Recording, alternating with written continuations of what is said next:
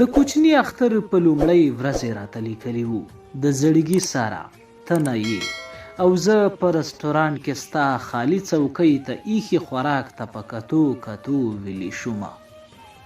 زه خو د ژوند د لارې هغه سر ته ورسېدم، ته چېرته پاتې شوې اشنا، زه چېرته ورسېدم.